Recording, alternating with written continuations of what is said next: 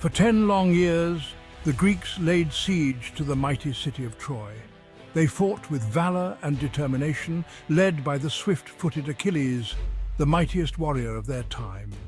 Yet Troy's defenses held strong. The city's towering walls, built by the god Poseidon himself, seemed impenetrable. The Trojans, too, fought bravely, led by the noble Hector, prince of Troy. The war raged on, a bloody stalemate that seemed destined to endure for eternity. The Greeks began to despair. Their hopes dwindled with each passing season. They had left their homes and families to fight for the beautiful Helen, wife of Menelaus, stolen away by the Trojan prince Paris. Now they were trapped in a seemingly unwinnable war. The impenetrable walls of Troy mocked their every effort. Morale plummeted, and the once united Greek army teetered on the brink of collapse. Their leaders, Agamemnon, king of Mycenae, and the wise Odysseus, king of Ithaca, knew they needed a new strategy. A desperate plan was needed to break the deadlock and bring an end to the long and arduous war. Odysseus, known for his cunning and strategic mind, devised a daring plan.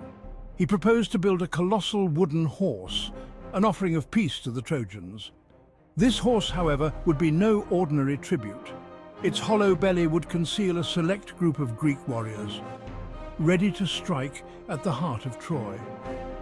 Odysseus presented his plan to the Greek leaders.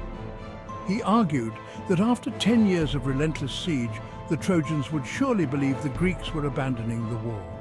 A peace offering, especially one as magnificent as a giant wooden horse, would be difficult for the Trojans to resist. The Greek leaders, though initially skeptical, were convinced by Odysseus's logic. They recognized the desperation of their situation and the brilliance of Odysseus's plan.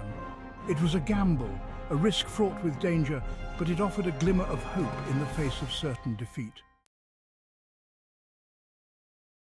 The Greeks set about constructing the enormous wooden horse with great care and precision. They used the finest timbers from the nearby forests, shaping the horse with such skill that it seemed more like a divine creation than a tool of war.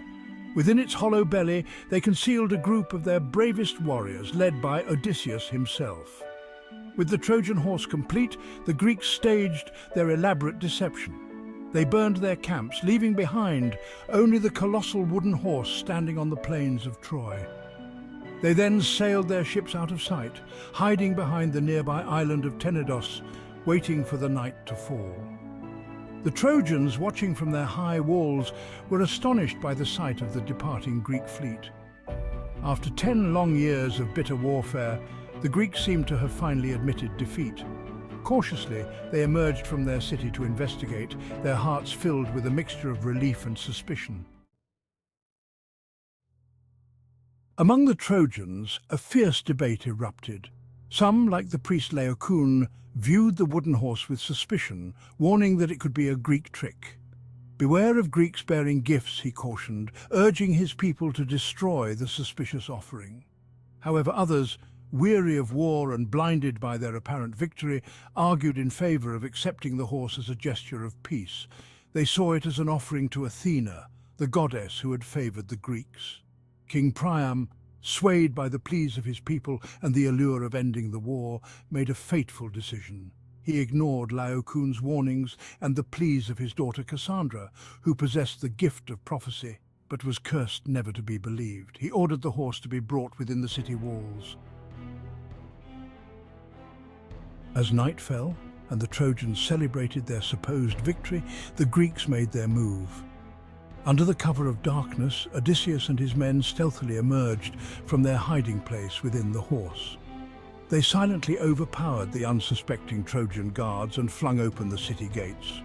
The Greek army, hidden behind Tenedos, had returned under the cover of darkness.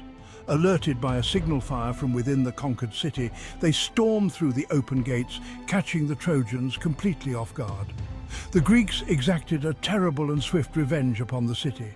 Troy, once thought invincible, fell in a single night. The Greeks burned the city to the ground, massacring its men and enslaving its women and children. The Trojan horse, a symbol of victory turned into a tool of destruction, marked the tragic end of a once great civilization.